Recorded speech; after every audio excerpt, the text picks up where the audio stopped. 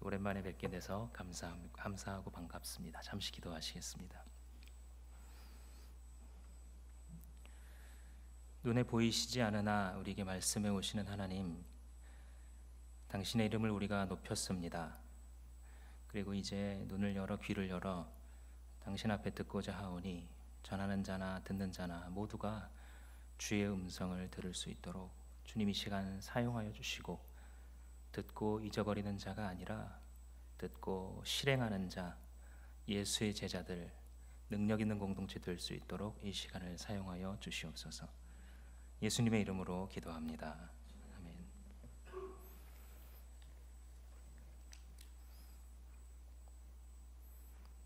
이게 뭔지 아시겠습니까?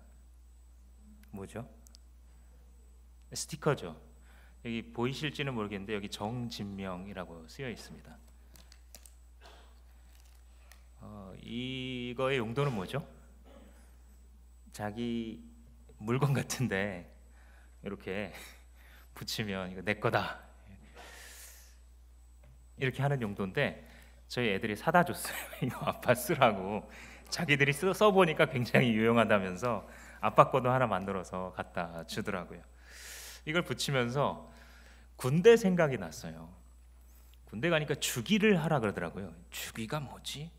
자기가 지급받는 속옷, 군복, 뭐 하다못해 뭐 볼펜 하나까지 자기 이름을 다 쓰거나 꿰매거나 해가지고 절대 섞이지 않게, 다 똑같으니까 물건이, 이걸 주기라고 하더라고요. 그래서 정진명 뭐 수도 없이 했던 그런 기억이 납니다.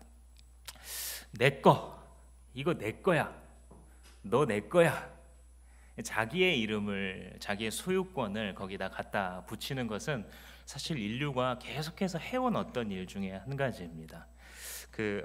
가축을 기를 때에도 여러분들 그런 영상 보신 적 있는지 모르겠는데, 이 소나 말 같은 데에 소유주의 성을 갖다가 이렇게 막 지지죠, 그죠? 좀 잔인하지만 멀겋게 쇠를 달궈가지고 뭐 테일러, 리 하고 궁둥이에다 확 지지기도 하고, 보이지 않는 곳에다가 이렇게 지져 넣어서 이거 내 거야 라고 하면서 지지기도 합니다. 성령을 받는다는 것은 예수의 이름을 새겨 넣는 것과 같습니다. 주께서 택하신 자기의 백성들에게 인치신다, sealing한다 라는 표현을 성경이 쓰는데, 더 이상 지워지지 않는 것으로 예수의 이름으로 그 사람의 영혼에 새겨 넣는 것, 그것이 바로 성령의 오심입니다. 오늘 본문은 성령의 오심에 대한 바울과 신자들의 문답을 담고 있다는 면에서 우리가 어떻게 예수의 것으로 인쳐질 수 있는가, 이미 인쳐졌는가, 혹은 그렇지 아니하고 예수의 이름이 머물러 있지 않은 상태로 그 이전 단계까지만 살아가고 있는가라는 점을 배워볼 수 있는 그러한 본문입니다. 오늘 이 본문의 배경은 바울이 몇 번 선교 여행을 하죠? 3번 선교 여행을 하고 나중에 또 별도로 로마로 이제 끌려가는, 그것까지 합치면 이제 4번이 되게 되는데, 오늘 본문은 3차 여행이 시작되는 부분이에요. 그래서 에베소라는 지역으로 돌아왔다라는 이 배경을 지금 설정하고 있습니다. 에베소가 어떤 동네냐면, 이 바울이 2번째 선교 여행을 할 때 잠깐 머물렀던 도시예요. 잠깐 머물러서 원래 자기가 하던 대로, 바울이 새 도시를 가면 어디 들어가죠? 항상 기억나세요? 회당에 들어가잖아요. 왜요? 거기에 사람들이 모여 있으니까. 그래서 회당에 들어가서 막 하나님의 나라를 가르치고, 사람들이 몰려들면 그들을 계속 가르치다가 또 어떤 일이 있으면 제자들을 따로 모으고, 이런 식으로 해왔어요. 그런데 에베소에서는 이상하게, 여러분들 본문을 조금만 18장 이런 데를 기억해 보시면, 한 번 말씀을 전하고 사람들이 이 말씀을 듣고 나니까 뭐가 있는 게 막 느껴지잖아요. 그래서 좀 더 가르쳐 주세요, 여기에 좀 계속 있으면서 좀 더 가르쳐 주세요 라고 권했어요. 마치 우리가 이태희 목사님의 바지가랑이를 잡고 좀 더 있어 주세요, 좀 더 우리 청년들을. 근데 그것보다 더 간절했던 것 같아요. 왜냐면 이분들은요, 처음 주의 복음을 들었고요. 그리고 그 주의 복음 앞에 반응하고 있었던 거예요. 나중에 알고 보면 반응을 했어요, 이미. 근데 한 번 그렇게 전한 바울이 어떻게 했냐면 속절없이 떠나가 버려요. 무슨 박해가 있었거나 돈이 다 떨어졌거나 바울이 뭐 몸이 아프거나 마가 요한처럼 기가 꺾였거나 그런 게 아닌데 그냥 돌아갔다, 이렇게. 그리고 그냥 에베소서 잠깐 들리고 말씀 전하지 나 말지 전해놓고 반응이 있으니까 그냥 안디옥으로 돌아가 버리는, 그게 2차 선교 여행의 기록이 돼 있습니다. 근데 그때 바울이 뭐라 그랬냐면, 잠깐 전하고 떠나가면서 좀 더 있어 주세요 라고 하자 바울이 거절하면서 뭐라고 말했냐면, 하나님의 뜻이면 다시 오겠습니다, 이런 말을 남기고 떠나가요. 하나님의 뜻이면 다시 오겠다? 왜 거절하지? 여러분, 바울이 지금 이 3차에 걸쳐서 여행하는 이유가 뭐예요? 뭐죠? 전도죠. 말씀을 전하기 위해서 지금 다니는 거잖아요. 그게 이 여행의 목적이었어요, 애초에. 근데 말씀 더 전해주세요, 그런데 떠났다고요. 지금 뭔가 이상하죠, 벌써. 선교 여행으로서 더군다나 더 가르쳐 달라 그러는 이 처음 믿은 신자들을, 처음 믿을 것 같은 이 신자들을 놓고 떠나가는 이 모습을 일견 우리가 이해할 수 없어요. 사도행전을 자세히 읽어오지 않았으면, 사도행전을 자세히 읽어오면 이 앞에 이미 어떤 장면들이 나왔냐면, 바울이 복음을 전하려고 하는데도 성령이 막으시는 장면들이 몇 번 이미 등장했어요. 그죠? 기억나시죠? 무시아에 이르러 비두니아의 복음을 전하려고 하는데 성령께서 예수의 영이 전하지 못하게 하시거늘. 와, 이런 적도 있어요. 그죠? 성령께서 복음을 전하는 순서까지도 세밀하게 인도하시는 거예요. 나중에 보면 알겠지만 성령께서 가지 못하게 했었던 지역도 나중에 결국 다 돌아요. 그런데 하나님께서 어떤 뜻인지 바울에게도 심지어 그 뜻을 알려주지 않으시고 전하지 못하게 하세요. 그래서 2차 선교 여행 때에도 비두니아라는 오늘날의 터키의 이 북쪽 이스탄불이 있는 곳이에요. 옛날 이제 초대교회 때는 콘스탄티노플이라고 불렀던 그 종교 중심지, 거기가 비두니아 지방이에요. 근데 글로 못 가게 하셔서 간 데가 어디였냐면 배를 타고 건너서 마케도니아로 간 거예요. 거기서 빌립보를 만났죠. 그래서 그쪽이 더 급했던 거예요. 성령께서 보시기에 얼마 차이가 나지도 않지만 빌립보에 먼저 와서 우리를 도우라라고 하는 환상을 통해 그를 이끄셨던 그 장면을 우리가 이미 읽어보았습니다. 성령 하나님께서 얼마나 세밀하게 인도하시는지, 때로는 복음 전도 여행을 하는데도 복음 전도를 막으시고 이쪽으로 저쪽으로 이렇게 세밀하게 인도하시는 것을 보여주는 것이죠.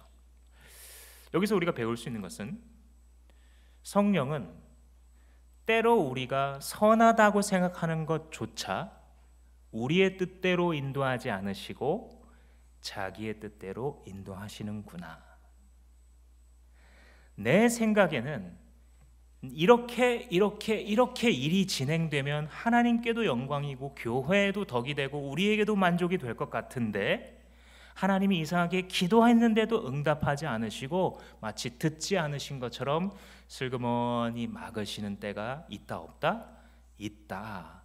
그리고 그것은 성령의 주권과 지혜 가운데 우리가 아직은 다 이해할 수 없는 그 뜻 가운데 이렇게 인도하신다.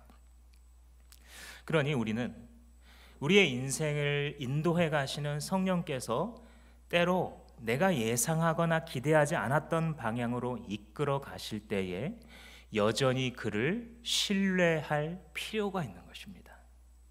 우리의 본성은 그 정반대이죠. 내가 예상하거나 특별히 이게 옳은 길이다, 이게 하나님을 위해서 내가 하는 거다라고 생각했는데도 불구하고 다른 길로 인도하실 때 우리의 본성은 낙담되고 좌절되고 허무주의에 빠지기 쉬운데, 그때조차 깊이 그분을 신뢰할 필요가 있다라는 것을 오늘 이 본문이 우리에게 가르쳐 주는 것입니다. 그렇게 에베소를 짧게 머물다 떠났어요. 그리고 오늘 이제 본문이 3차 전도 여행인데 다른 걸 다 fast forward, 다 생략해요. 그 앞으로 가는 터키 지방을 이 동쪽에서부터 쫙 가로질러 가는 여행을 했어요, 실제로. 그런데 다 생략하고 에베소부터 그냥 시작해요. 3차 전도 여행을. 하나님의 관심이 이제는 에베소에 있는 거예요. 근데 에베소에 돌아와 보니까 세상에 제자들이 자기들끼리 자라나고 있는 거예요. 바울이 떠났는데. 그러니까 알 수가 없어요. 바울이 거기에 머물러서 제자들을 막 만들어내고 막 이게 우리의 인간적인 생각으로는 정말 교회를 위한 것이고 하나님 나라를 위한 것 같은데 바울이 떠났어요. 근데 떠나는 동안 하나님이 다른 사람들 데리고 일하고 계셨어요. 중국 선교의 역사를 보면요, 사실 초대교회 때부터 중국에 선교사가 들어갔었어요. 그런데 본격적으로 선교가 되기 시작한 게 근대 1800년대부터입니다. 1800년대에 허드슨 테일러 선교사를 비롯한 많은 분들이 정말 헌신하면서 중국 땅에 이렇게 복음을 전해서 신자들이 나타났습니다. 그런데 1899년 100년이 되기 전에 이 기독교를 향한 박해가 아주 본격적으로 시작됩니다. 1899년 의화단 사건이라는 중국 역사에서 외세를 배척했던 이런 사건이에요. 우리나라도 조선의 쇄국 정책을 막 이렇게 펴면서 이 서양 오랑캐들이 오는 것을 싸워야 된다 이런 이제 정책을 보여줬던 것처럼 의화단 운동이라든지 아니면 신문화 운동, 이건 1910년대에 중국에서 이 서양 문물을 다 배척해야 된다라고 하는 이 중국의 전통적인 이 봉건적인 사상, 유교적이고 이 하이어라키, 계층 구조가 있고 이런 것들을 다 배격하고 모두가 평등한 세상을 살아보자. 그러니까 사회주의 혹은 공산주의의 시발점입니다. 중국 공산주의. 그게 1910년도부터 있었는데 그 사건으로 인해서 이 기독교가 많은 위축을 받게 됩니다. 왜냐하면 당시 중국 사람들이 볼 때에 이 기독교는 서양의 종교였고 자신들의 고유한 문화를 말살하려는 서양의 어떤 개교로 보였거든요. 그래서 이때부터 기독교를 핍박하기 시작하고 결과적으로 선교사님들이 이 시기에 수백 명이 순교합니다. 그리고 선교사님들을 따라서 예수를 자기의 주인으로 모셔드렸던 크리스천들 수천 명이 살해당하고 순교하는 일이 벌어지죠. 약 50년이 지나서 중국은 공산화됩니다. 1900년대 중반, 1949년, 50년, 51년 우리나라에서도 해방이 끝나고 나서 6.25 전쟁의 이 영향력이 활발할 그쯤에 중국에서는 무슨 일이 있었냐면 완전히 공산주의화 되면서 기독교인들을 전부 다 추출하고 그 안에 있는 대대적인 이 박해를, 기독교인들을 향한 박해를 시작합니다. 그리고 나서 약 10여 년이 더 흘려 1966년부터 1976년까지 그 유명한 문화 대혁명 기간 동안 이 사회가 아주 경직된 사회가 되는데 특별히 기독교는 거의 전부를 다 추방하거나 죽이거나 압살하는 참 끔찍한 일이 중국 이 10년의 기간 동안 1966년도에서 76년도까지 있었습니다. 모든 교회가 문을 닫았다. 이 선교사가들이 이렇게 기록하고 있어요. 사실 중국 땅에 이거 지금 또 시작했거든요. 몇 년 전부터 시진핑의 1인 체제를 공고화하기 위해서 기독교를 선교사들만 핍박하는 것이 아니라 현지에 있는 외국인 교회들까지 핍박하고 문을 닫고 추방한 이런 일들이 계속해서 벌어지고 거의 모든 선교사님들을 쫓아내려는 이 목적으로 지금 수행해 오고 있어서 다시 그 기간이 재탕되는 거 아니냐 이런 이제 우려를 주고 있습니다. 1976년까지 이렇게 모든 선교사님들이 다 추방당하고 모든 교회가 문을 닫은 이 중국. 그런데 몇 년이 흘러서 등소평이 1970년대 후반에 이렇게 하다가는 우리 안 된다. 개방하자. 사회도 경제도 개방 정책을 피자라고 했는데 그때 다시 이 선교사님들이 들어가게 되죠. 들어갔을 때 깜짝 놀랍니다. 분명히 모든 선교사가 다 축출됐고 모든 교회가 문을 닫았고 수없이 많은 사람을 죽였는데 문을 열고 들어갔을 때 이 선교사들이 추방당했을 때보다 몇 배의 기독교인이 이미 성장해 있었던 것입니다. 수천만 명이 이미 예수 그리스도를 주로 고백하고 죽음에 이르러도 그것을 부인하지 않는 신자들, 지금은 이미 1억 명이 넘었을 것으로 추산하고 있는데 사람들은 사실 이해할 수가 없었습니다. 그 쟁쟁한 선교사님들, 그 많은 열성적인 신자들이 있을 때에는 신자가 이렇게 늘어난 적이 없는데 가르치는 지도자가 모두 사라지고 국가에서 그와 같이 숙청과 탄압을 단행했는데도 불구하고 몇 년 뒤 다시 장막을 풀고 문을 열었을 때 그렇게 많은 자들이 구원받았다는 사실, 사람들이 충격을 받았던 거죠. 그러니까 역사는 반복되는 거예요. 에베소가 마찬가지거든요. 분명히 바울이 한 번 복음을 전하고 더 이상 어떤 성령의 인도하심 때문에 저 도시가 어찌 되려나 했는데 다시 돌아와 보니까 이미 제자들이 있었던 거예요. 그래서 오늘 읽은 본문의 1절 말씀에 보면 이미 돌아다니면 막 제자들을 만날 수 있었어요. 이 사도 바울이 몇몇 제자를 만나서 여러 가지 이제 문답을 하게 됩니다. 근데 이렇게 놀라운 사건이 어떻게 가능했냐면 이미 이 하나님에 대해서 가르치고 다니는 선생님들이 있었어요. 18장에 보면 아볼로가 그런 사람입니다. 아볼로가 이 언변이 뛰어나고 하나님 나라에 관한 일을 아주 명확하게 풀어줄 수 있는 그런 티처였다, 그런 선생이었다라는 구절이 있죠. 근데 이런 사람들이 그러니까 역할을 했던 거예요. 바울처럼 유명하고 이미 검증된 사람을 통해서가 아니라 알려지지 않은 어떻게 보면 무명한 사람들을 통해서 주님께서는 이미 이 지하에서 일을 하고 계셨던 것입니다. 그러니까 하나님께서 하시는 일은 항상 우리의 계획을 넘어서는 것이죠. 우리는 늘 이걸 리마인드, 스스로에게 그리고 공동체에게 이것을 리마인드 해줘야 합니다. 특히 어떤 불확실한 시대 혹은 어둠 터널과 같은 곳을 내가 지나가고 있을 때에 하나님은 내 계획을 넘어서 일하신다. 이거를 우리가 기억할 필요가 있습니다. 한번 우리 옆 사람과 인사하시면서 이 말씀 한번 해볼까요? 하나님은 당신의 계획을 넘어서십니다. 한번 인사해 보십시오. 네. 내가 기대했던 바를 항상 넘어서 혹은 전혀 반대 방향으로 일하시는 하나님. 아무리 바울처럼 탁월한 지도자다 해도요, 모든 일을 다 할 수는 없어요. 그런데 하나님께서는 그때 아볼로와 같이 덜 유명한 사람들 혹은 성경에 기록되지도 않은 그런 사람들을 통해 그 일들을 감당하게 하시죠. 여기서 또 한 가지 생각해 볼 것은 우리 모두는 성령께서 나누어 주시는 나만의 분량이 있다라는 것입니다. 나의 분량이 있어요. 우리 하나님은 너무 창의적이셔서요, 단 한 사람도 똑같이 만들지 않잖아요. 그게 지문인식, 홍채인식 이런 기술이 가능한 기반이잖아요. 모든 사람이 다 다르니까. 우리 하나님께서 우리에게 우리의 삶에 당신의 나라를 향한 분량을 나누어 주실 때에 각각에 맞게 분량을 나누어 주십니다. 그런데 때로 우리가 뭘 놓치냐면요, 주님께서 나누어 주시는 이 분량에 너무 무관심해요. 그래서 어떤 사람들은 주님께서 나누어 주시는 분량보다 너무 작은 거에 막 얽매여 있어요. 이거 안 되면 막 인생이 날아갈 것 같은, 아무도 말릴 수 없는 부정주의에 빠져가지고 너무 작은데 막 골몰해 있는. 반대로 또 어떤 사람들은요, 주님께서 맡겨주시는 분량보다 너무 큰 데만 시선을 고정하고 있어요. 그래서 이게 이루어지지 않으면 항상 불행해요. 내 인생의 목표를 못 이뤘다 이거예요. 때로는 목표도 낮춰보고 하긴 하지만 여전히 너무 높은 곳만 보고 있어요. 주님께서는 그 높은 곳에서 그 낮은 곳으로 임하셨는데 자기가 예수 믿는다고 하면서도 너무 큰 분량에만, 때로는 그 분량을 가진 사람을 질투하기도 하고 그것을 이루지 못한 나 자신을 책망하기도 하면서 자기 자신을 찌르고 남을 찌르면서 살아가는 그런 모습을 우리가 보여줍니다.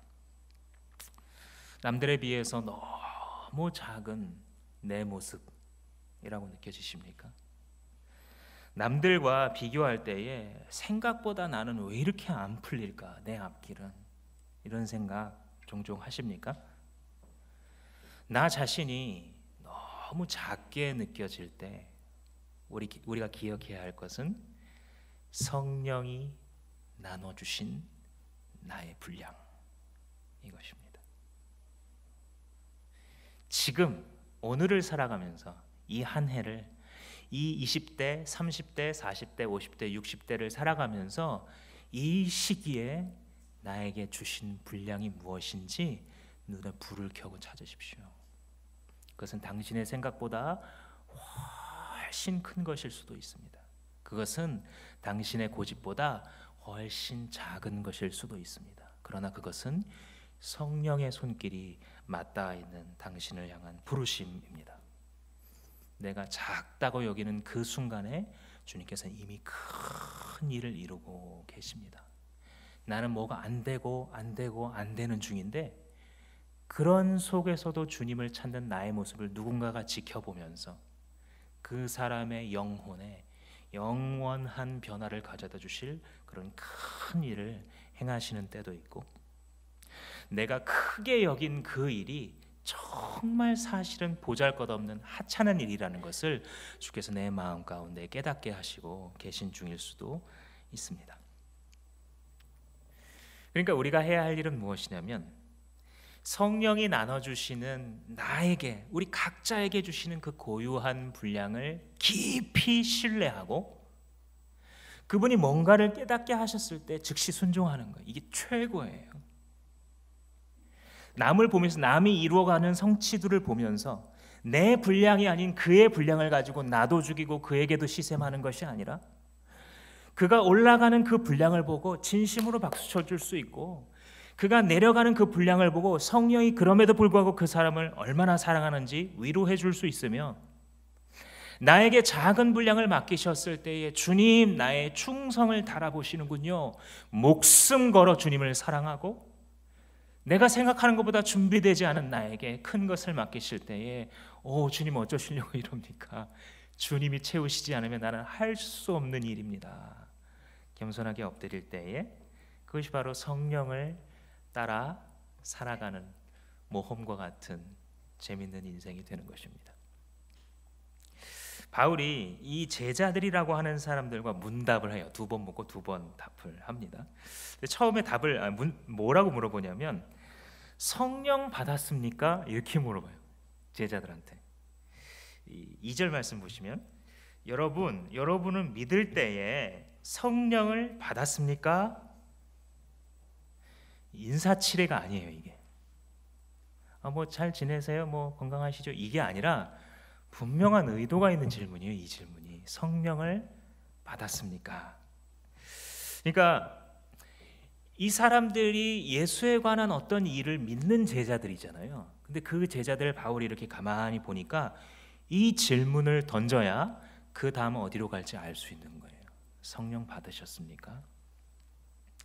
성령을 받았다라는 것은 예수 그리스도를 참으로 믿는 참 믿음을 가진 자에게 성령께서 인치시는 거예요. 아까 우리가 본 것처럼 예수의 이름을 그 사람 속에 새겨 넣으시는 것, 그게 성령의 내려오심입니다. 바울은 그걸 물어보는 거예요. 성령의 인치심이 없다고 한다면 예수 그리스도에 대한 믿음이 없는 거예요. 여러분들 중에 한번 제가 질문할 때 마음속으로 답해 보세요. 내가 예수를 믿는데 혹시 누가 막 때려 죽인다고 해도 이걸 부인할 수가 없다. 그러니까 뭐 막 때려 죽이고 날 고문하면 내가 너무 심약한 사람이라 막 당장 말로는 막 안 믿겠다고 부인할 수도 있고, 뭐 어떻게 할지는 나도 잘 모르겠는데 자신은 없는데, 그러나 심지어 그 순간에조차 내 마음속 깊은 곳에는 예수가 누구신지를 부인할 자신이 없다. 예수가 나 같은 죄인을 사랑하시고 그 나의 죄를 대신하셔서 십자가에 달려 죽으신 것을 때려 죽인다고 해도 부인할 수가 없다. 그가 나의 주인이신 것을 내가 입술로 때로는 내가 너무 나약한 인간이라 부인하면서 살아가는 모습을 보여준다 할지라도 나의 영혼 가장 깊숙한 곳에서 나는 부인할 수 없습니다. 이렇게 대답하실 수 있다면, 제가 여러분들에게 지금 물어보는 중에 마음속에 동일한 대답이 나왔다면 당신 안에 예수의 이름을 인치신 것입니다. 그러나 반대로 때려 죽인다고 해도 사실 안 믿어집니다. 나는 어렸을 적부터 교회에 나왔고 엄마 아빠가 교회 안 나가면 큰일 나고 예수 안 믿으면 어떻게 되고 그래서 나왔고, 그리고 지금도 교회 안 나오면 뭔가 그 딱히 오고 싶은 마음은 없는데 안 나오면 뭔가 해를 받을 것 같고 또 안 나와 있자니 뭐 일요일 날 아무도 안 만나고 골방에서만 있자니 게임만 하고 있자니 좀 그래서 그냥 친구 따라 나왔습니다. 그런데 사실 나에게 아무리 강압해도 내 마음속에 당신이 지금 말씀하셨던 그런 예수 나는 사실은 아직 못 믿고 있습니다 라고 하는 분들도 여기 계실 겁니다. 그런데 주변에서는 당신을 크리스찬이라고 부르고 있을 거예요. 그래서 당신도 종교가 뭐냐고 회사 동료들이나 학교 친구들이 물어보면, 혹은 이력서 안에 지금 많이 사라졌겠지만 쓰고자 한다면 그래도 뭐 기독교, 나 교회 다녀요 라고 말하고 있는, 그러나 마음속에 누가 때려 죽인다고 해도 아직은 믿어진다고 정직하게 말할 수 없다면 당신이 아무리 교회를 오래 다녔어도 성령의 인치심이 없는 것입니다. 예수 믿는다. 우리는 항상 이 말을 잘 점검해야 합니다. 예수 믿는다. 예수 믿는다라는 것은 아까 우리가 얘기한 우리를 사랑하셔서 우리의 죄를 사하시고 이제 그가 나의 주인이시기 때문에 그가 명령하시는 일을 행하는 종이 되었습니다라는 뜻. 그것이 바로 예수 믿는다, 예수의 제자다라는 뜻입니다. 바울이 성령을 받았습니까? 라는 말은 당신이 정말 예수 믿고 거듭난 새 사람이 되었습니까? 거듭나다라는 말도 지금 세상에서 너무 자주 피상적으로 사용해요. 그죠? 내가 지금까지 술 먹고 음주운전했는데 이제 거듭난 새 사람이 되어서 술 먹고 운전하는 이런 문맥으로도 많이 쓰잖아요. 근데 그게 아니라 진짜 born again, 다시 태어나는 것. 성령의 인치심 아래 세상의 아들 딸이었던 내가 하나님의 아들 딸로 예수의 것으로 다시 born again, 다시 태어났습니다 라고 고백하는 믿음이 있냐는 물음이에요. 지금 성령 받으셨습니까? 라는 믿음은. 그래서 한 가지 우리가 착각하지 말아야 될 것은요, 지금 사도행전에 나오고 있는 사람들은 예수 그리스도에 대해서 이미 알고 하나님을 믿고 있는데 성령을 나중에 받는 이 타이밍상으로 이 두 가지가 겹치지 않는 일이 계속 벌어져요. 근데 이것은 왜 그러냐면 성령 하나님께서 이제 구약 시대가 지나가고 신약 시대가 도입되고 있기 때문에 일어나는 특이한 현상을 보여주시는 거예요. 그래서 이 구약 시대 때는 성령이 이 다윗 안에 들어왔다 나갔다가 사울 안에 들어왔다 나갔다가 이렇게 하시잖아요. 그래서 시편 51편에도 주의 성령을 거두지 마옵소서 이렇게 하잖아요. 이 찬양 부를 때 사실 잘 생각해야 돼요. 성경적으로 예수를 정말 믿는 자가 막 죄를 지으면 성령이 떠나가시는 게 아니에요. 잠잠하시는 거예요. 탄식하시는 거예요. 구약 시대 때는 왔다 갔다 하셨지만 신약 시대에는 성령께서 내가 네 안에 너희 안에 영원히 살겠다, 영원히 내주하시겠다 이렇게 말씀하셨어요. 왜냐하면 진짜 왕이 이 땅 가운데 내려오셨거든요. 진짜 왕이 오셔서 예수의 영이라고 불리우는 이 성령을 부어주시기 때문에 왕께서 보내신 이 하나님의 영, 예수의 영이 우리 안에 이제는 들어오셔서 아예 사시는 거예요. 그러니까 떠나갈 필요가 없어요. 그래서 이 새로운 시대가 도입될 때에 있었던 특이한 현상이 하나님을 이미 믿고 있는 경건한 사람인데 고넬료처럼, 근데 나중에 예수의 이름으로 안수받을 때 성령이 내려오신 거죠. 그런데 오늘날은 달라요. 그죠? 이 두 가지가 하나고 지금 이미 신약 시대잖아요. 그러니까 우리가 참으로 예수 그리스도가 나를 위해서 행하셨다는 말에 대해서 친구가 떠듬떠듬 말하는데도 그게 막 믿어져요. 교회에 와가지고 교회 말이 돼 이랬던 사람인데 자기가 설교를 듣고 있는 중에 그게 갑자기 믿어져요. 하나님이 나를 얼마나 사랑하시는지, 내가 얼마나 주님 앞에 죄인인지 믿어져요. 그리고 그 예수의 이름을 불러서 예수님 나의 구원자, 나의 주님이시여 라고 고백하게 돼요. 그러면 이 사람이 이미 성령을 받은 거예요. 방언을 받아야 성령 받은 거 아닙니까? 이렇게 이제 잘못 또 오해하는 그리고 가르치는 그런 곳들이 있지만 사실은 그렇지 않습니다. 박은주 목사님도 방언을 못 하시거든요. 그렇다고 해서 그가 거짓 믿음으로 사셨냐? 그렇지 않죠. 그러니까 방언을 비롯한 모든 은사들은 성령께서 역시 자기의 분량대로 나눠주시는 것일 뿐이고, 많은 사람들에게 나타나는 성령을 받고 참으로 구원받았다라는 여러 가지 증표 중에 하나일 뿐입니다.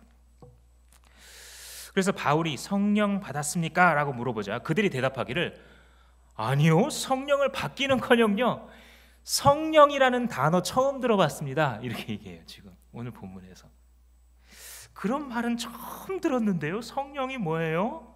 그러니까 바울이 다시 물어봅니다. 그렇다면 여러분은 무슨 세례를 받았습니까? 이 말에 전제되어 있는 것은 이 제자들이 이미 어떤 종류의 세례를 받기는 받았다는 뜻이에요.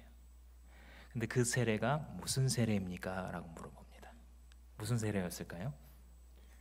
세례 요한이 주는 세례입니다. 세례 요한이 세례를 줄 때 뭐라 그러면서 줬죠? 회개하라, 천국이 가까웠느니라 라고 외치면서 세례를 줬어요. 그래서 물로 데려가서 그 죄를 씻음받는, 그리고 네가 죽었다가 다시 사는, 이것을 의식적으로 보여주는 세례를 준 게 바로 세례 요한입니다. 그러니까 여기서도 지금 바울의 그 물음에 우리가 요한의 세례를 받았습니다 라고 대답하니까 바울이 바로 알았어요. 여기서 지금 이 에베소에 있는 사람들이 어디에 머물러 있는지를 바울이 바로 알고 있었습니다. 어디에 머무르고 있었냐면 예수를 믿을 마음의 준비까지만 되어 있는 제자들이구나. 예수가 성령으로 아직 인치신 자들이 아니라 회개하라, 천국이 가까웠느니라 라고 하니까 내가 회개해야 될 죄인이구나, 여기까지 와 있다는 거예요. 하나님 나라가 가까이 왔느니라 하니까 하나님의 심판이 이제 있겠구나, 여기까지 마음의 준비가 되어 있다라는 거예요. 근데 왜 그랬냐면 사실 이 제자들을 가르쳐줬던 아볼로조차도 거기까지였어요. 원래 18장을 읽어보시면 이 아볼로라는 엄청난 웅변가였을 것 같아요. 그죠? 그래서 이 영어에 이 변증학, 변호 이런 걸 뜻하는 apologetics라는 학문이 있어요. 그러니까 기독교를 변호하는 학문이. 근데 그 말 자체, 그 apologetics의 아폴로가 이 사람 이름을 땄을 정도로 이 사람이 엄청나게 논리적으로 이 왜 기독교가, 왜 하나님을 믿는 것이 바른 진리인가를 엄청난 영향력을 줬다는 뜻이에요. 그래서 그 사람의 이름을 따서 학문의 이름으로 만들 정도. 근데 그럼에도 불구하고 아볼로가 한 번 설교를 하기 시작하면 수많은 사람이 몰려들어가지고 정말 그 논리에 압도당하고 바리새인과 이 율법사들이 와서 막 싸움을 거는데 상대도 안 되게 논리로 그들을 다 격파하는 정말 사이다 같은 장면을 막 보여주고 있었어요. 근데 거기에 천막 만들고 있는, 별로 아무도 배움이 없겠죠. 천막 만들고 있던 브리스길라와 아굴라라는 이 바울의 동역자들이 있었어요. 이 사람들은 배움이 없는데도 저기까지구나, 아볼로 선생님 믿음이 저기까지구나라고 알았어요. 그래서 따로 불러가지고 예수에 관한 일을 자세히 알려주었다라고 말을 해요. 오늘날로 말하면 그냥 이 교회에서 이렇게 봉사하시는 어떤 한 성도님이 신학 교수 데려다 잠깐 일로 와보세요. 가르쳐 주는 거예요. 아볼로가 그때부터 정말 예수 그리스도가 누구이신지에 대해서 알게 되죠. 그러니까 그런 아볼로를 비롯한 아직 마음의 준비까지만 되어 있는 스승들이 가르쳤기 때문에 이곳에 있는 제자들도 거기에 머물러 있는 것입니다. 회개하라라는 가르침은 분명히 맞는 메시지입니다. 심판이 너희 앞에 있다, 분명히 맞는 메시지입니다.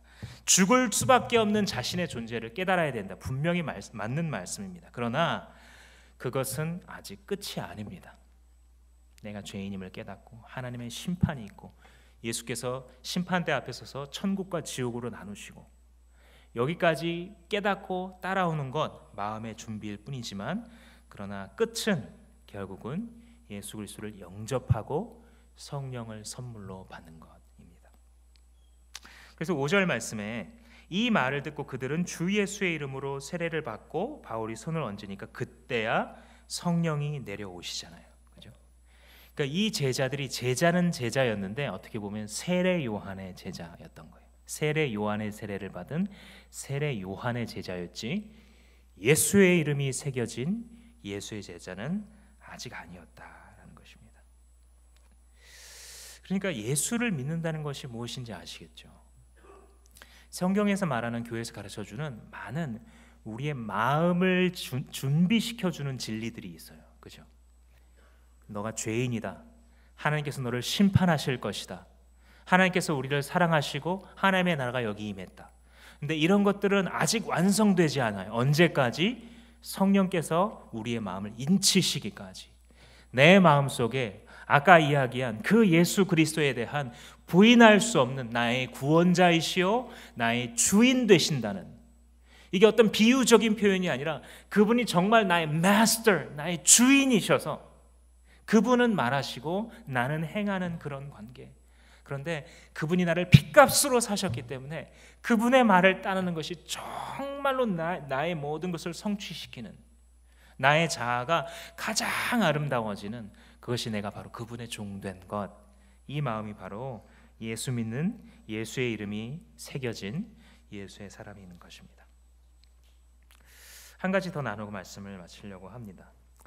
바울이 마지막에 두 번째로 물어봤던 이 물음을 조금 더 생각해 보겠습니다. 그러면 여러분은 무슨 세례를 받았습니까? 이렇게 물어봤잖아요. 그리고 그들이 요한의 세례라고 대답했잖아요. 근데 이 물음을 오늘 우리가 다시 들어야 돼요. 오늘 2019년을 살아가는 현대인들이 다시 들어야 될 물음이에요. 여러분은 무슨 세례를 받았습니까? 세례라는 것이 어떤 강한 영향력, 어떤 것을 한꺼번에 받는 이런 비유적인 표현으로도 쓰이잖아요. 어떤 정치인이 계란 세례를 받았다. 무슨 뜻이에요? 사람들이 많이 계란을 던져서 많이 맞았다, 이런 뜻이에요. 어떤 연예인이 막 이 뭐 성접대하고 막 이 술 마시는 곳에서 막 지저분한 짓 다 하고 위와 막 이렇게 커넥션이 있어가지고 막 이런 일을 벌이다가 포토라인 앞에 서서 플래시 뭘 받았다? 세례를 받았다, 이렇게 얘기하잖아요, 그죠? 그러니까 세례를 받았다는 말이 어떤 것에 강한, 한꺼번에 오는 무엇을 받았다, 강한 영향을 받았다, 이런 비유적인 표현으로도 우리가 사용을 하죠. 현대인들이요, 세상의 세례를 받은 거예요. 예수의 이름을 부르는 많은 사람들도요, 사실 그 사람의 깊숙한 곳까지, 그 사람의 사상과 가치관까지 정말 주 예수의 이름으로 각인되어 있느냐 하면 많은 사람들이 그렇지 않습니다. 예수를 믿는 모양도 있고 어쩌면 진실한 고백이 나올 수도 있습니다. 그러나 여전히 세상의 여러 가지 사상, 주의, 문화, 유행, 권력, 이런 것들로 인해 세례받은 사람들이에요. 대표적으로 쾌락주의의 세례를 받고 살아가는 현대인들이 있습니다.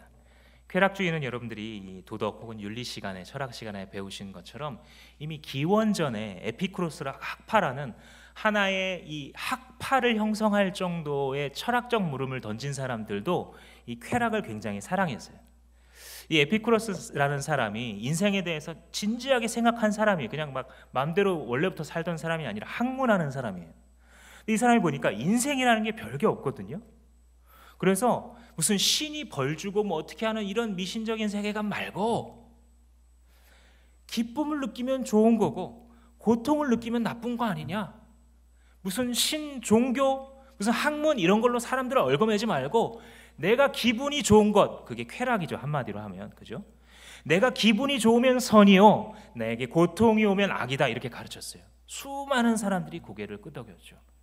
쾌락주의라고 말을 할 때 막 너무 극단적인 걸 생각할 필요는 없습니다. 즐거운 거, 자기가 하는 거 즐거운 거 하면서 살자.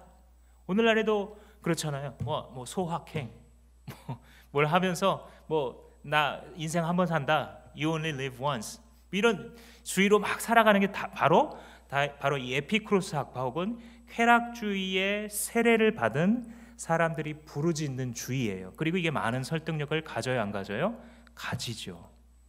내가 그리스도인인데도 그렇지, 뭐 인생 별거 있나, 뭐 한 번밖에 안 사는데, 뭐 아끼면 똥 되는데, 이러면서 쾌락을 향한, 고통을 피하기 위한, 지루함과 귀찮음을 피하기 위한, 그래서 내게 휴식이 되고 내게 기쁨이 되면 그것이 선인.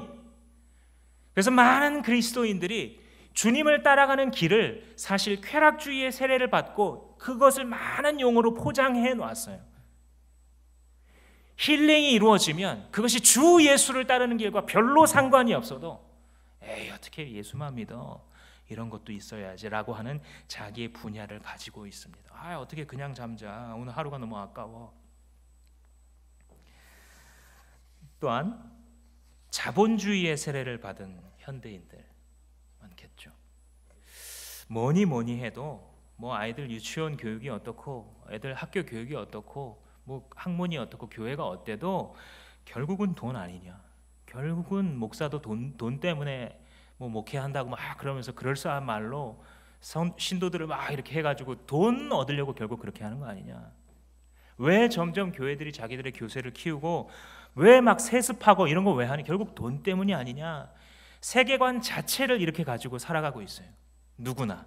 그것이 바로 자본주의의 세례입니다. 이런 세상의 세례들을 열거하자면 아마 한두 끝도 없을 겁니다.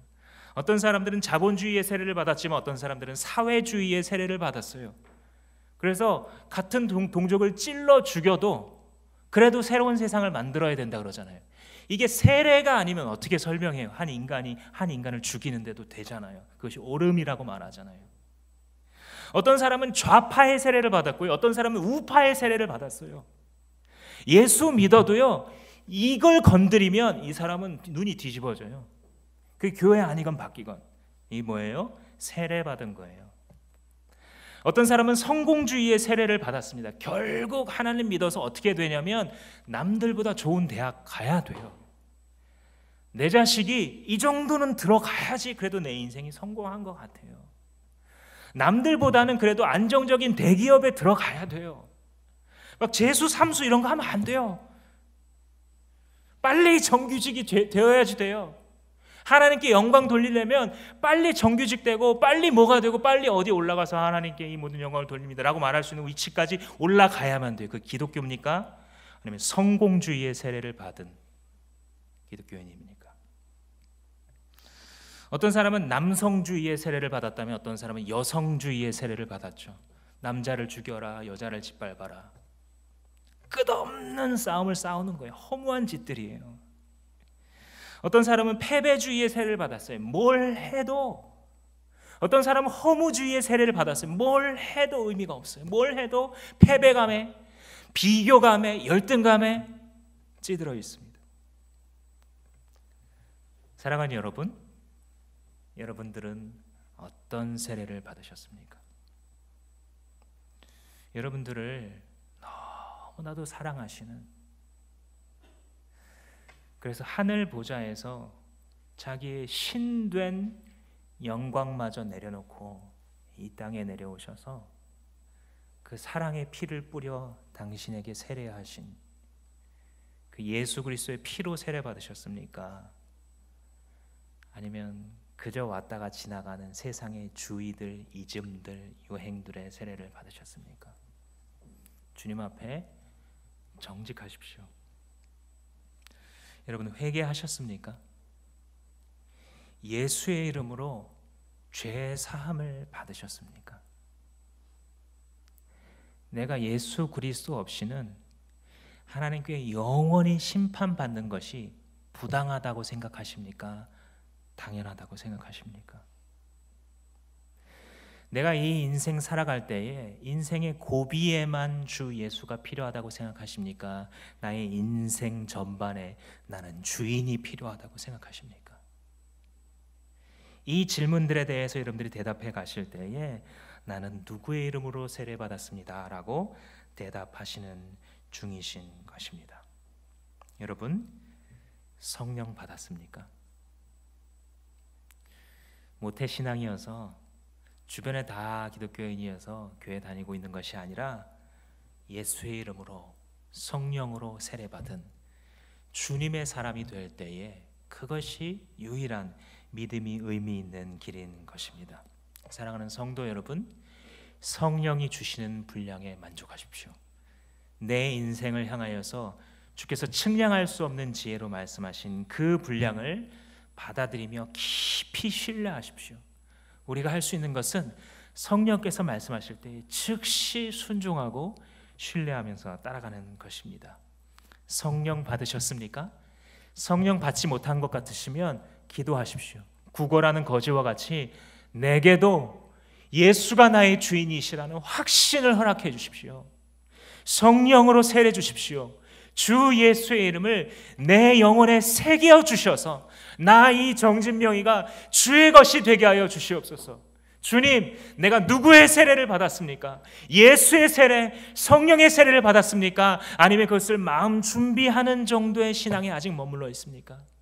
아니면 내가 예수 그리스도를 믿었는데도 불구하고 세상의 이런주의 저런주의, 사람들이 페이스북과 인스타그램과 SNS와 친구들이 말하고 있는 그런 정도의 세례를 받고 세상은 이런 것, 인생은 이런 것이라고 가치 없는 의미 없는 결론 내리고 거기에 주저앉아 허무 속에 떨고 계십니까? 이 시간 우리 한번 기도했으면 좋겠습니다.